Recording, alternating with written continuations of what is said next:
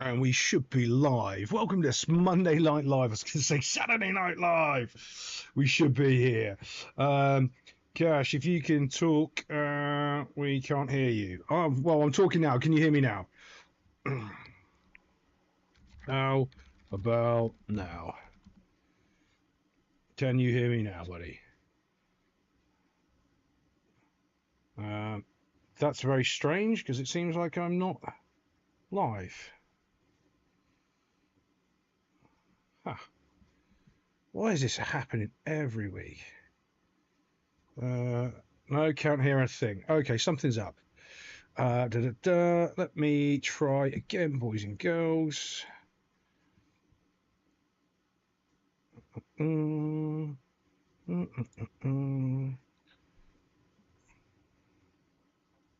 This is insane.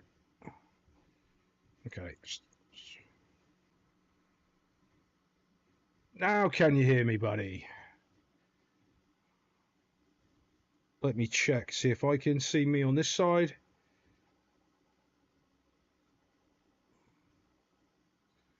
Oh my goodness, it's so hard. Like I tried using StreamYard so I could do some other things, and I had to go back to OBS.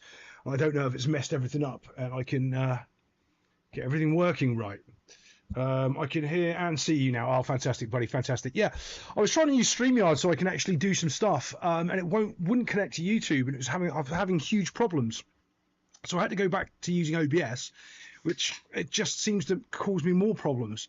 Because what I wanted to do on StreamYard would be so much better than what I'm doing here with this.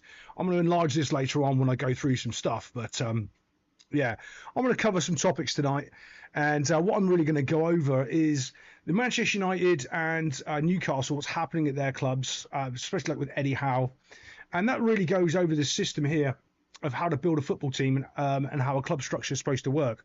And there's millions of ways of doing it. This is just using my little overview that I've put in a couple of videos. I'm going to go through that a little bit more. I'm also going to clarify, doesn't like it when you try and bin it. What?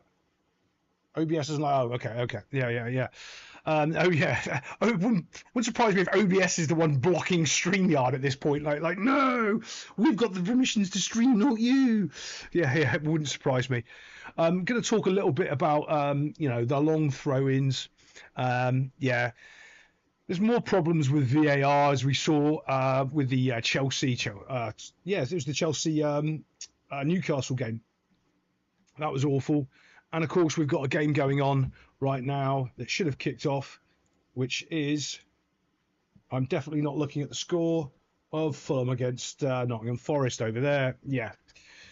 So that's it's quite interesting actually. In the comments section, people like in the Leeds game have no idea what I was talking about with a Disney comment about why it's difficult to play in Europe, and the most common comment back was like, but they've changed all 11 players. Look, the fact that you don't understand what I'm actually trying to say is fine. Okay, it's probably my fault for expecting too much, but my audience is pretty smart and intelligent, so I normally just lay it out there and let them catch up what I'm doing.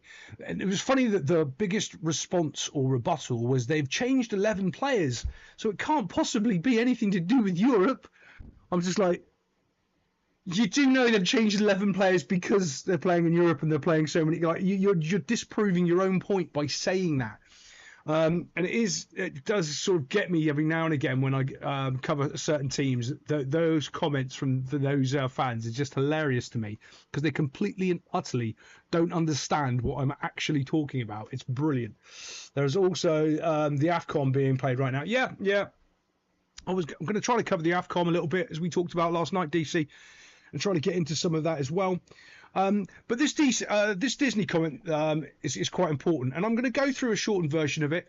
So basically, what I was trying to explain is when you take I was cutting my teeth in youth football, doing some stuff, and I've taken off the kids to Disney, and they're all mentally exhausted because they're at Disney World, and slowly over the years, they forget they're at Disney and they're just playing football, right? The fact that they don't understand the analogy of like it's mental stress, and the mental stress of doing something different and exciting takes it out of you, to me is amazing. Like if I put it in a different way, when you go on holiday, a lot of the times people need a holiday from coming back off holiday. Well, what did you do on holiday? Absolutely nothing. It's because they're doing something different that they don't normally do. It has a completely different impact on people. And that's what going into Europe is on from a club that isn't being in there regularly. And it's also a problem that Newcastle have. They're not ready for it. And there's also a massive part that no one talks about in any of this. Intelligence, these players, even outside. Yeah, like football players, it's still people as well. And I always sort of, I don't bring this up, but this is massively, massively important. Go tell your wife you're going away to Europe for 2 nights with the lads. Go on. See what a strain on your relationship that is. Oh, I'm going. Wait, what about next week? Oh no, I'm going away with the lads for another 2 nights into Europe. What? What about the kids? What about the washing up? What about all of... It's huge. It's a massive strain on your relationships, on your family, on everything. It's so like people think, oh, they're just doing this. And I know they get paid an awful lot of money. And I'm completely like dead against all of this player, like feeling sorry for the player. That isn't what I'm trying to get at. What I'm trying to say is there's an awful lot more to it than simply players running around on a field for 90 minutes. There's so much behind the scenes of getting ready, going away, travelling, and all this other junk that they've got to do. It's not that simple. And they're super excited. It's like a kid at Christmas, and they're completely and utterly emotionally drained afterwards. It's difficult. It is difficult. Newcastle don't have the facilities for that. That's another aspect of it. Like Premier League clubs, I don't know if they do nowadays. Some of them probably do, but if it's the NFL, they've got a massive private jet, it's a huge plane. Everyone gets on it, flies. All the coaches, they probably do with these football teams nowadays, and they've probably done it for the last 10 years. But it's still huge. It's still massive. Actually, they do, don't they? Yeah, they use a charter company, don't they? I forgot the name of the thing now. Yeah, but it's still completely and utterly different, and that's where things like squad depth and all this other stuff comes into into play, and that's what Newcastle are having the problem with. One of the many problems Newcastle's got as a football club right now. Aston Villa probably have a better chance in the Champions League. Don't know about that. Don't know. Unai Emery's doing a good job, but yeah, Champions League's. We'll have to cover the Champions League, I think, after Christmas when the Champions League kicks back up to see what's really going on there. We'll bring the table up and we'll go through each individual team that's in and see where they are and where we think they're going to finish up. Yeah. But it's hugely important, the mental aspect of the game. I always used to say I could coach origami or tiddlywinks and still beat you on the weekend because my team's mentally stronger than you and we know what we're doing.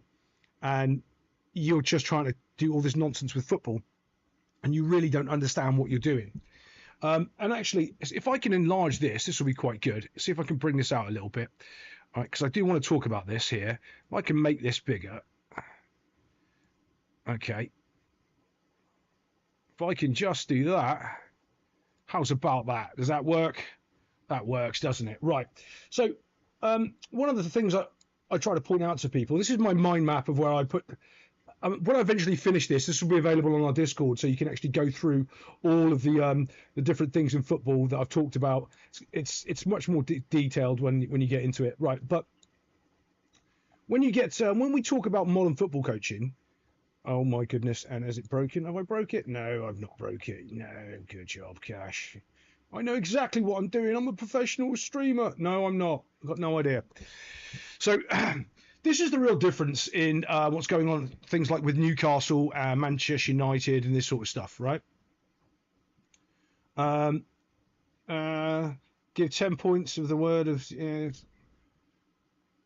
yeah, maybe. Right. So this is modern day football coaching. It's a game of paint by numbers.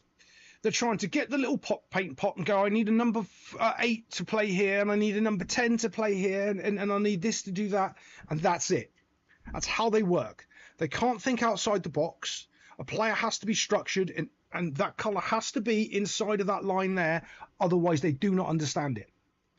when we're looking at clubs like Real Madrid, they're having the exact same problem that Manchester United are having.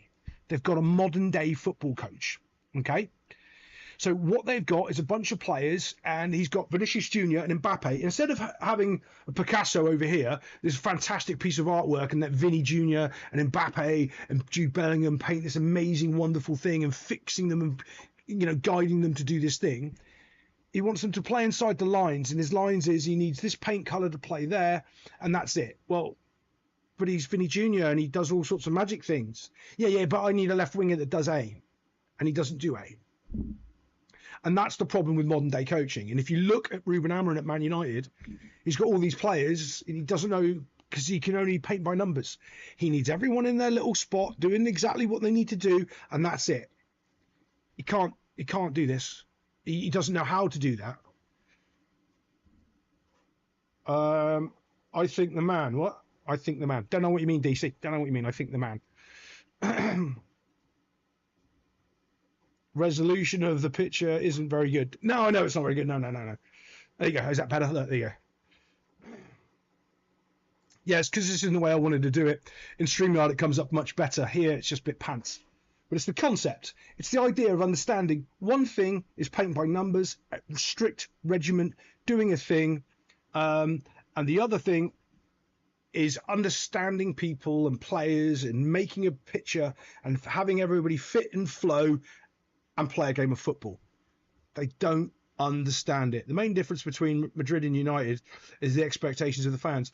No, I think the fans of Real Madrid and Man United's expectations are pretty much online, except for the fact that Man United have been so pants for 10 years, their fans have forgotten who they are and what football club that they support.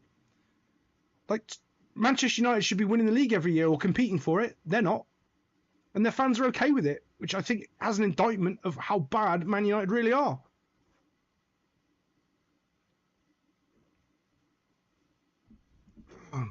But you see, this comes from an important aspect of how you build a football club, right?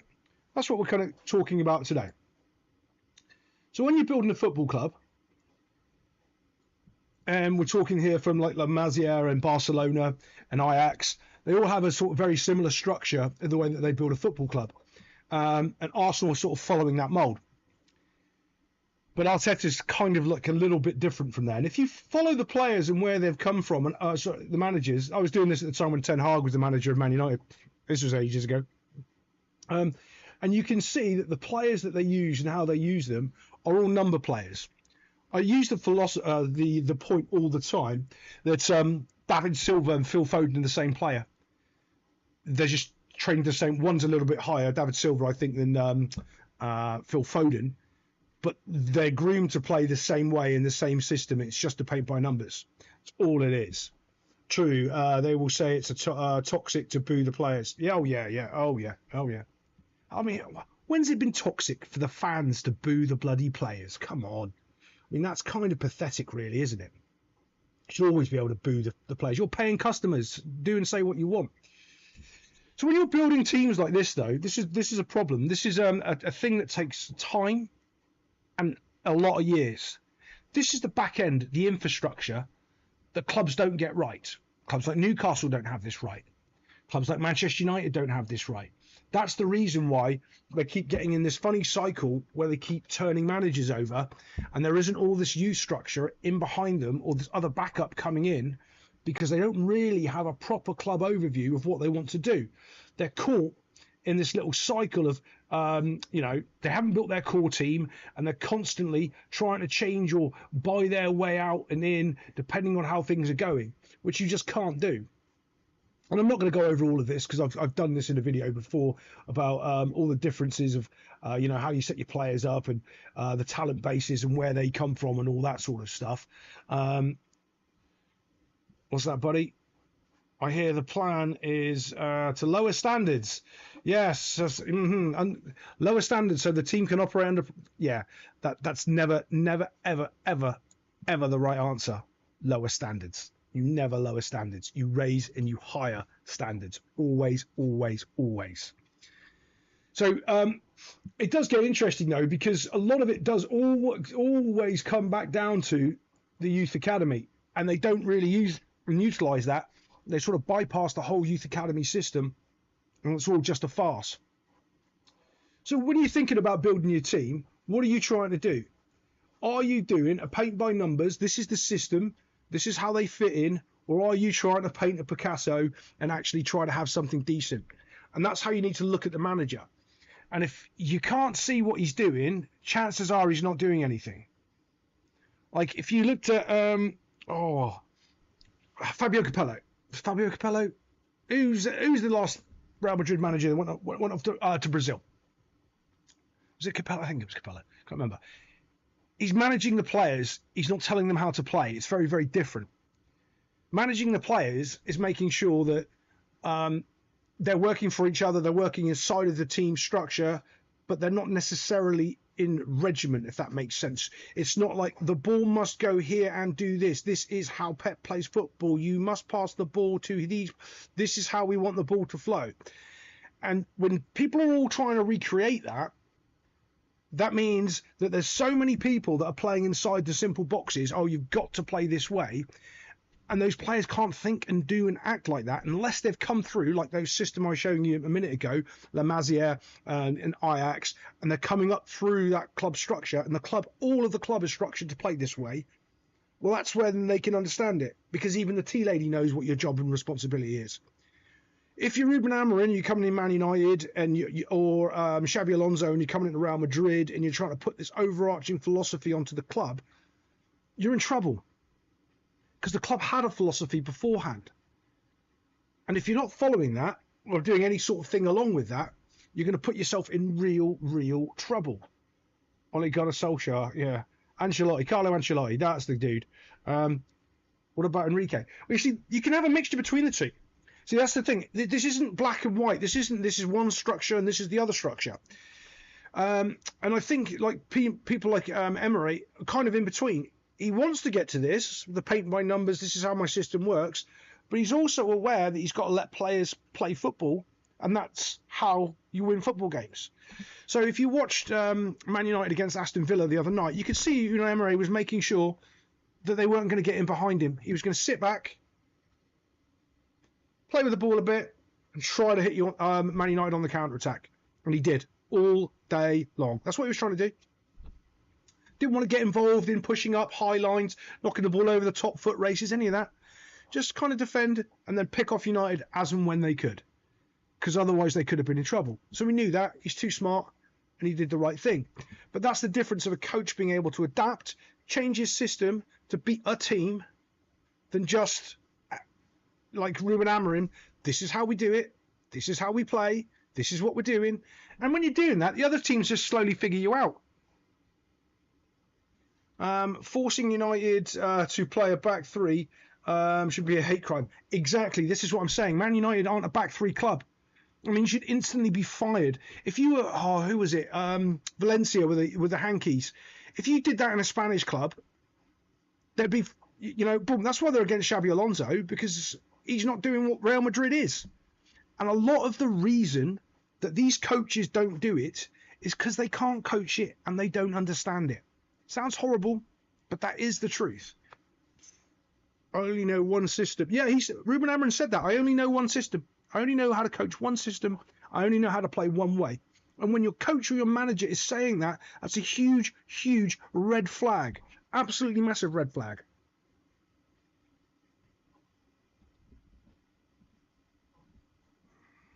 Oh yeah, it's like, yeah. Sorry, boss. I don't use Excel. I don't know how to use the phone. I only know how to do this. This is all I can do. What? We brought you here to run our IT department.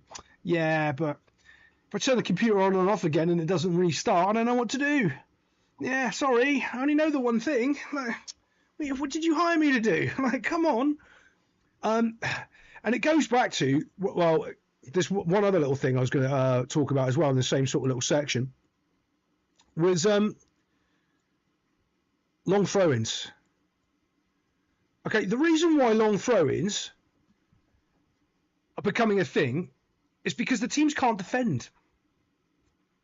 I wanted to show this in StreamYard. I had little whizzy clips and things that would come through. It's going to be really cool.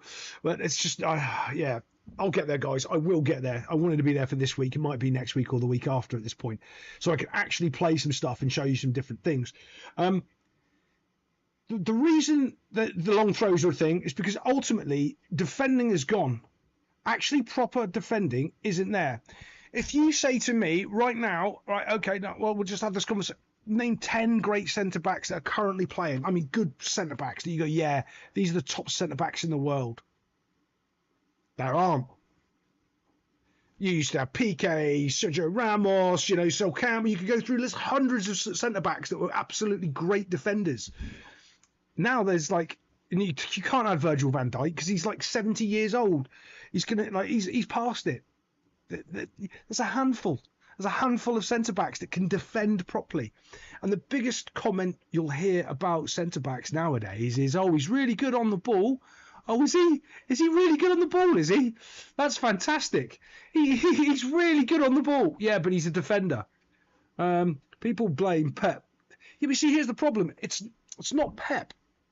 And this is one of those things which happens in England all the time, right? Because they're so isolated from the rest of the world. Pep was coaching this way again with Barcelona against Manchester United, against Alex Ferguson in the Champions League final when he won it with Messi. He's been coaching the same way for years and years and years and years and years. Just because it wasn't done in the Premier League, now it's new. It's like, what are you talking about? Ajax have been playing this way since the 70s. And that's the problem. People just don't know anything about football. Like, genuinely, they don't. They see it in the Premier League and they're, oh, that's new. No, that's a system they've employed from the late 60s to the early 70s. It's the same system. But they didn't know it because they didn't research their football and they're not proper football people. And they go, oh, it's new. No, it's not new. It's been donkey's years old. Oh, there was something I was going to talk about that, because there's a recent tactic everyone's using and going, oh, look at this. And it was made in like 1968. It was a formation from back then. And I'm going, oh, God. Will someone actually knows about football talk about football, please? Because you guys are muppets. Absolute muppets. I hate it when a defender is judged based on the ability to play the ball. Yeah. It's not his job. So if you think about it, he's not a defender now. He's basically a playmaking midfielder that can run back a bit. So that's why these long throw-ins, are becoming more paramount, because they're getting success from it. And most of these people, like I've seen some of them, and I've seen some of the way that they do their analytics, and I know the firms that they all use, and you'll be surprised. They'll just copy and paste it. They'll go, oh, right, there's this amount of chances made from this amount of throw-ins. Can we just do that? And we'll get these throw-ins in and we'll try to create more XG from that. That's how they do it. Oh, the M and W, the W and the M formation. Yeah. I was talking about that. Yeah, Arsenal manager. Yeah, but that's 1960 stuff. Like, that's so old. Yeah, and it's amazing. People go, oh, it's brand new and shiny because I've never seen it in the Premier League before. Okay, well done, kids. Yeah. Next, you'll be telling us the sun's hot. Like, oh, we found out it's summertime. It's hot. It's a new thing. It's a new fact. Like, oh God, here come the idiots again. Yeah, it is quite funny though when you go through all the football stuff. But yeah, hold on. Let's just have a little check over and see what the score is. Still 0-0 Fulham Tottenham. Fulham Forest.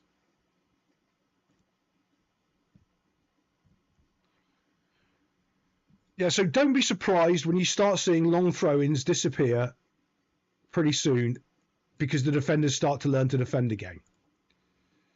Now, this is more about the. I'm watching a bit of that I keep calling them Donkey FC, Dorking FC, and their manager is actually quite fun to listen to. He reminds me a bit of myself, and I hate it though. Like, he said something the other day, and it resonated with me, and it made so much sense. He was talking about the FA Cup, and I think they got knocked out or something. They will say English football is great, but no English manager has won the league. What a shock. Yeah. And how many English players do they have? And they're all bought in from other countries. because their academy systems are absolutely pants. Yeah, rubbish. England just has the money, and slowly Saudi Arabia is going to take it all off them. Saudi Arabia will be the...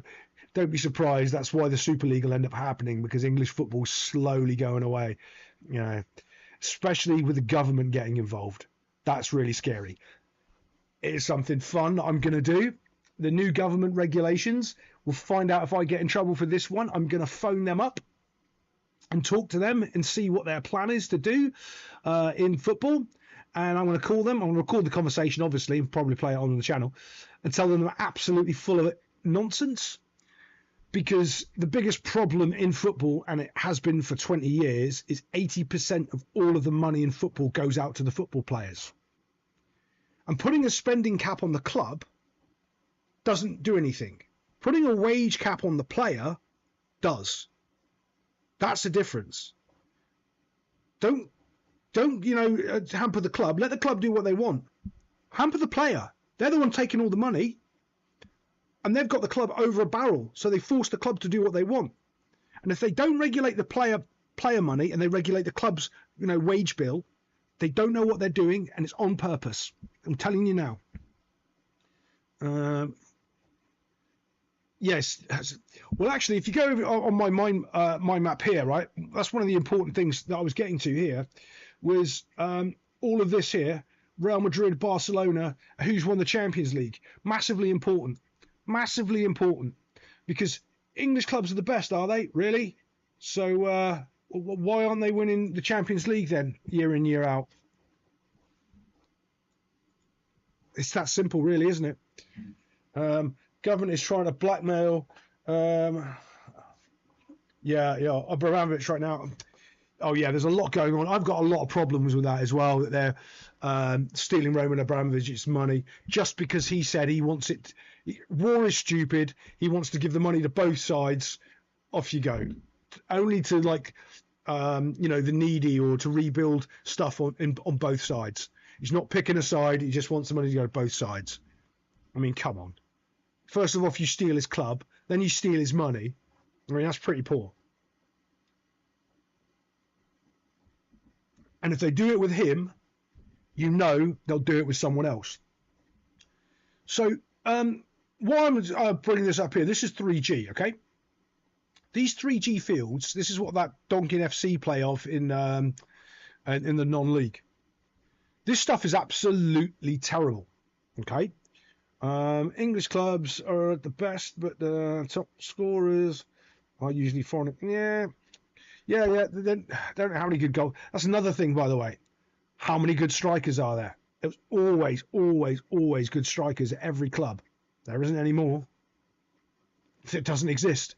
Why? Because they're coached out of the game. They're all looking for those numbers, to fit into the thing, and they can't actually paint, actually have artists and fit them in around the team. They can't do that. I mean, look at Haaland. Haaland's a decent striker, don't get me wrong. But unless he's kicking, and it sounds silly, right? This is going to sound silly, but unless he's kicking the ball in the goal, you don't see him. Well, you did it by Leverkusen. Was it by Leverkusen? No, sorry, Borussia Dortmund. He was all over the place at Borussia Dortmund. He was breaking from the halfway line, beating players and smashing the ball in the goal. Doesn't do that anymore. He just starts smaller goal. And it makes you wonder, if they had a Richarlison up front, and he got those chances, would he be scoring the same amount of goals as Haaland? No, probably not. But it's still, you'd be going, Richarlison's a good striker. Is he? Or is he just in that system with those other good players? If they ban Russia, but the US is still... Yeah. Oh, yeah. So with this 3G, by the way, this is deadly important. The amount of training facilities and places that use 3G and the amount of injuries that this stuff causes is unbelievable.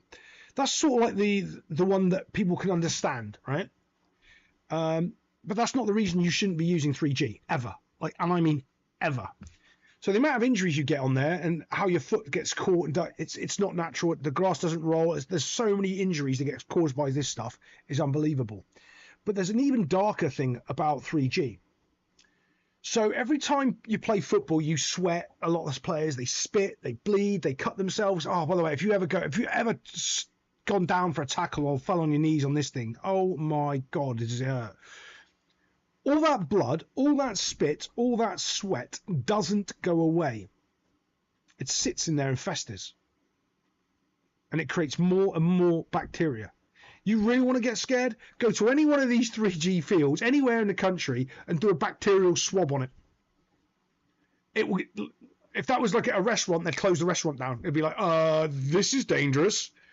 It is that bad. I can remember there was when this was being made, the company who was making it knew what they were doing, and they were making another company to spray chemicals on it to clean the bacteria that they know that was going to be on it. It's like, oh, that's what it's about then, is it? Oh, no, he can't. No, he can't. Yeah. But that's what I mean. Charlie Austin, there was Jermaine Defoe. There was so many good strikers. Now there isn't. You have Carlos Tevez, Van Persie. There was just loads all at the same time. And now it's just not. There's not an abundance of strikers. And speaking of strikers, with Isak going injured, I thought some of the other conversations were a little bit ridiculous in the fact that it was a foul. 100% it was a foul. And chances are it probably should have been a yellow card and a penalty. But he scored. And because he scored a goal, there isn't... Is it a red card? No, it's not a red card. But it is a yellow card challenge. He has caught him. Meaning it or not, he has caught him as he's gone through on him. And one of the problems with that is when you've gone through on him and he scored, the foul's almost like non-existent. If he hadn't have scored, he probably should have got a yellow card and it would have been a penalty. But the fact that Isak's broke his leg after it and then people are wanting to go back and punish him? Like, that's madness to me. Madness. Oh, because this happened on the field, we're going to come after you a month later. What? What world do we live in when we're like re-refereeing the game after and then punishing him for? Now, there is a time and a place for some of that if it's violent conduct or someone's getting punched off the ball or something like that. But everybody saw this. VAR saw this. Oh, let's get started on VAR in a minute. And nothing was done. You can't go back and you can complain. You can go and complain to VAR about it and say, why didn't you yellow card him in this decision? That would be sensible. But you don't go after the player because it's the referee and the people that have governed the rules. If they haven't punished him, that's who you complain about, not the player. It's madness. I don't understand. It's absolute madness. They are aggressive for no reason. Someone said Wirtz is yet to register versus 11 men. He'll come good. Okay, so here's another point with Florian Wirtz. Okay, goes back to my Disney comment. This is uneducated people talking about stuff that they know nothing about. Okay, Florian Wirtz is a 22, 23-year-old kid. He's left his country. He's moved to a foreign country.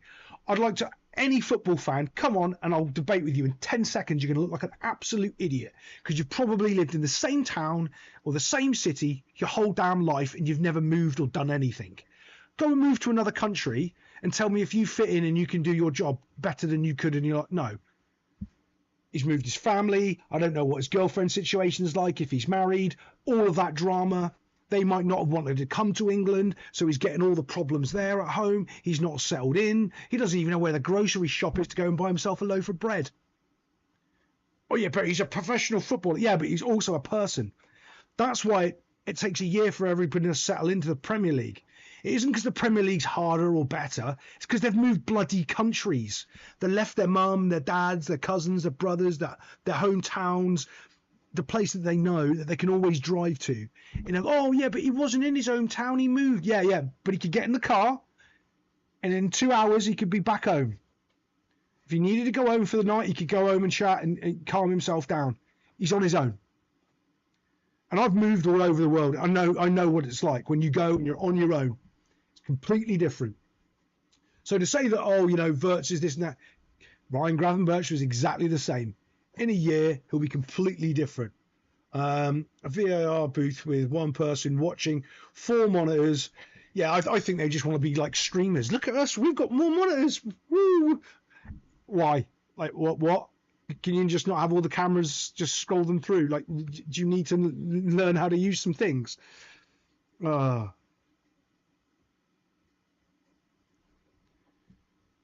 there's an awful lot with that really sort of winds me up with the when they talk about players like Florian Wirtz or all the new players in the Premier League. It's madness to me. It's absolute madness. They just don't seem to understand how difficult it is to move countries and go to different locations and then try to buy a new. Have you bought a new house before? Have you tried decorating and moving into your new house? Do you know how stressful that is? Oh, wait, and you're in another country and you don't speak their language properly and you don't even know where the Home Depot is or the B&Q. Oh, and then, and you're worried about your foot. That's what it's called about getting settled. And they go, oh, but they've got people around them to pay money to do it. Yeah, but it's still got to be done. Paying money doesn't mean that the guy doing your bathroom has done it on time. It's just the way of the world. Yeah, just one monitor. Yeah, one monitor, one replay. It's easy. It's easy. I honestly think, though, because these frauds, behind the scenes in football, are so out of touch, that's why you've got the ref cam. They think it's cool, like a video game. And we all think it's cringe and stupid. It's cool, we've got lots of monitors. We look like a day trader. Look at us, like a streamer. No, it's cringe that you can't do your job properly. It's embarrassing. It's absolutely embarrassing.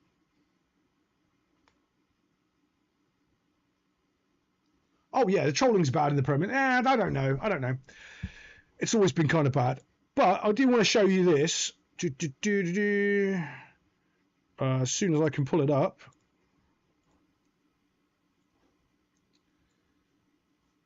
That is a penalty.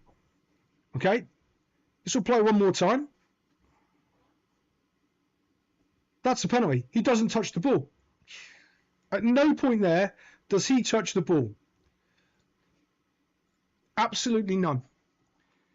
And the PGMOL came out and said the reason why they didn't interfere, they would have given it as a penalty if the ref had given it as a penalty, but they didn't see it clear and obvious. What? But the other week, when Michael Oliver, what was it? I can't remember. Was it Man City and Newcastle where they gave the where Doku dived basically, went down with no contact at all, and Michael Oliver gave that on the field gave that from VAR, but not that one. And this is the problem. It's the double talk. It's one of these situations where we know you're lying because of what you did 2 weeks ago.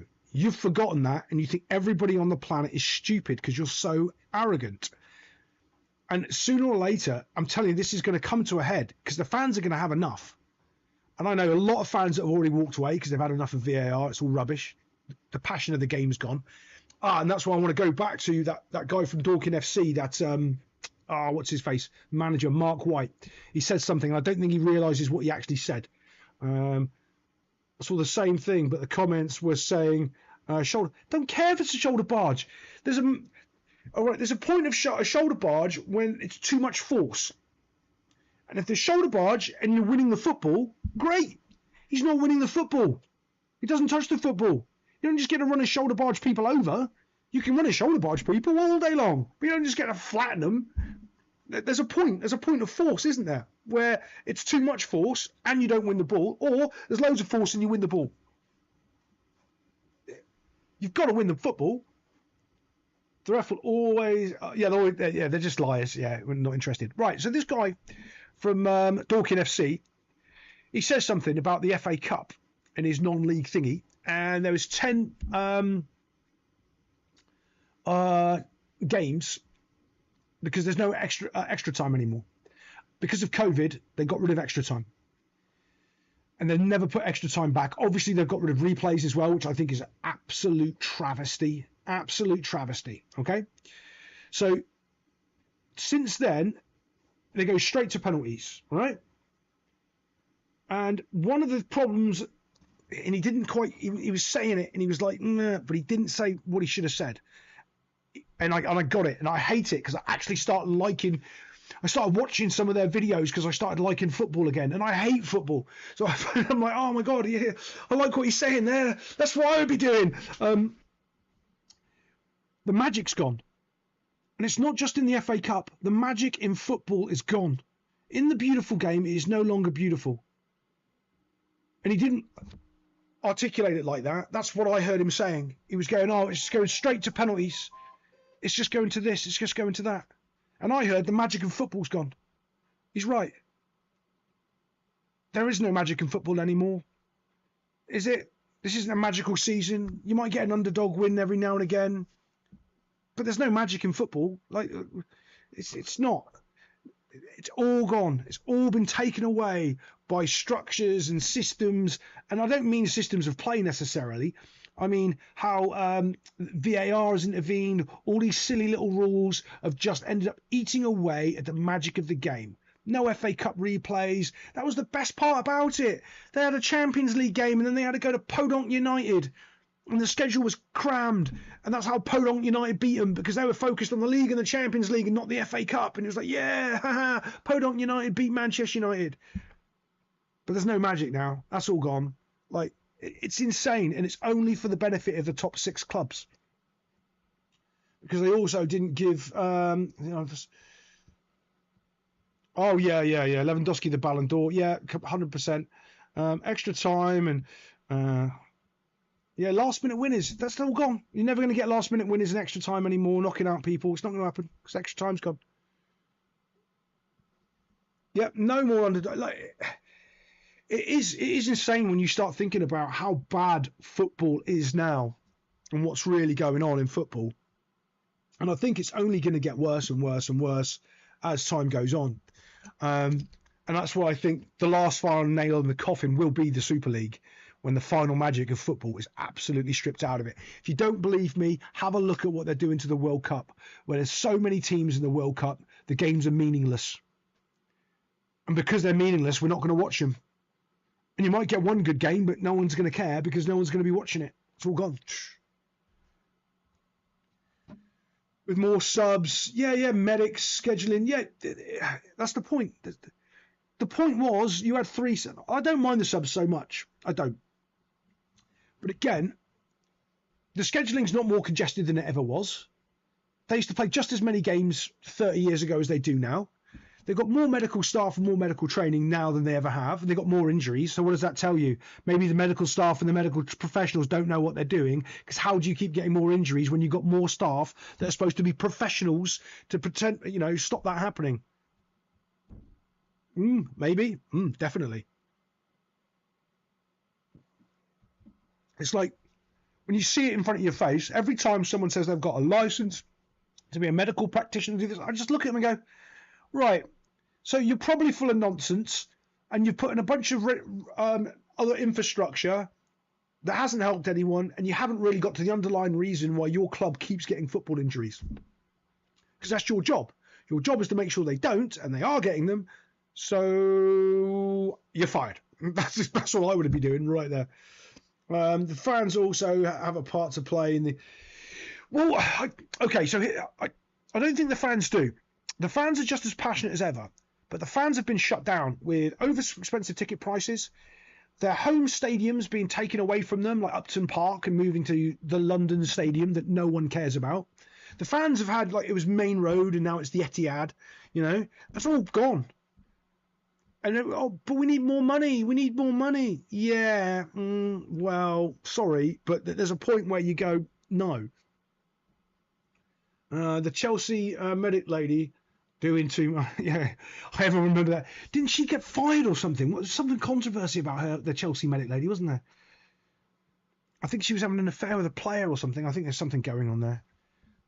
But yeah, that's all dodgy as you like. Yeah, it does annoy me. I think it was like, when we were chatting in Discord with the patrons the other day, and it was like, why do I hate football? I don't. I hate what football's become. He said it really, really articulative. It was really smart. And I do. I hate what football's become. It's become this nonsense where they're trying to make out it's like it's the first time anyone's seen a long throw It's the first time anyone's seen a pass, you know, like, just, what are you? And they've got to do all of this. They've got to try to hype all this stuff up because the magic's gone. There's no magic in football. Absolutely none. And here's the other part. When there is a bit of magic, let's just talk about Sunderland right now. Sunderland are doing a bit of magic. They're not talking about it. They won't mention it because that gives Sunderland more press time, and we've got to only give the top 6 teams more press time. It's like, yeah, it does wind me up a little bit. I do go around a little bit of circles on that. Is there anything else I wanted to talk about? Oh, I didn't want to get into the Newcastle Manchester United problems a little bit more, but I want to save that for next, when I can actually do what I want to do with these windows and bring up the little video thingies and play them better. Mourinho wanted the players to stay down, and the medic, oh yeah, came on, and she might have got busy with the, yeah, something like that. Also, the commentators and the pundits, the commentators and the pundits are getting worse, like genuinely worse. That they are so bad, like, and you can tell as well that they're just on the sides of the referees and on the league, and they're not on the sides of the fans. Yeah, everyone just sees right through them. And the price of watching football in the UK is ridiculous as well. Also, the obsession with the Manchester United in the media. Well, it's not an obsession. Manchester United is one of the biggest clubs in the world. Like, deal with it. Like, David Beckham had more media on him than any of these guys ever did. David Beckham had more hate mail than any of these guys ever did when he was at Man United. Every single time David Beckham got kicked over at an away stadium, the entire stadium cheered because someone had hurt David Beckham. If you went over and kicked over David Beckham and got a yellow card, you got a standing ovation from your fans and a clap.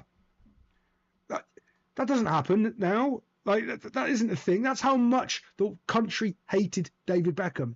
It's nothing like that. These guys don't have anything like that.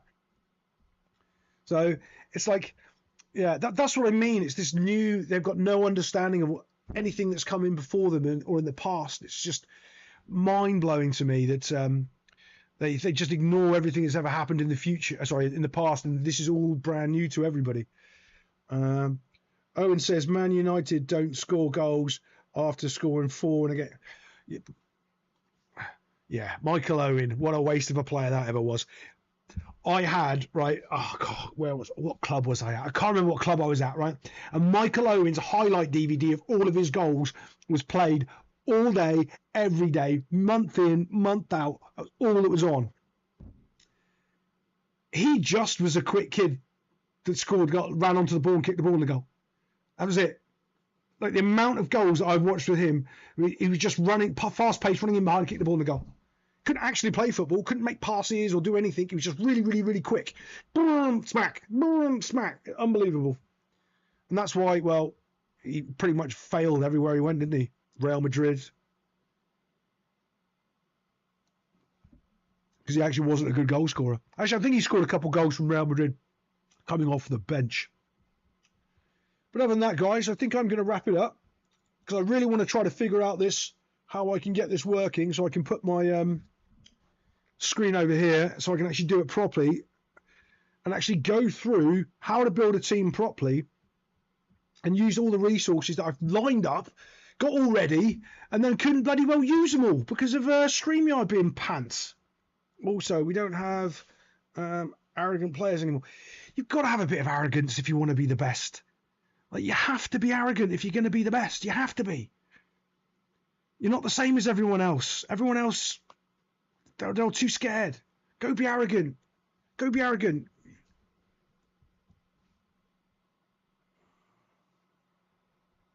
Yeah, he did. I think there's a reason why he won a Ballon d'Or, though. I saw this whole thing about it. It's really, really bizarre of how Michael Owen won the Ballon d'Or. There was a whole bunch of politics going in there. It had to be a Real Madrid player. It had to be like all this weird stuff. That's why, like, when you know what's going on behind the scenes, and you that's why the magic football's gone for me as well. But I used to be able to still watch a good game. I still used to be able to go, oh, this will be a good game of football. And there's none. There's no passion. There's no enthusiasm. There's nothing when you watch a game of football anymore. It's just two teams trying to pass around into a system. Every now and again you get a good team, but not very often. No, there'll be no new Zlatans. There'll be no new Roberto Carloses, like Zinedine Zidanes. It's going to be nothing like that ever again. Ever again. Even like Dennis Bergkamp's or it's all gone. It's all gone. And that goes down to the academy coaching, by the way. People have no idea how bad the academy football coaching is destroying the Premier League. They don't.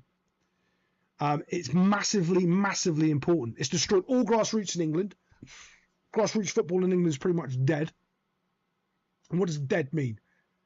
There's no growth every year. It's just, that's it. It's only going to go down. It's not going to get more players next year. It's only going to go down. And when they're competing against Fortnite and, Dota 2, best video game ever, and video games, there isn't new people coming into football. Well, sorry, the numbers are going up, so it's only going to go down. But other than that, guys, I'm going to sign off.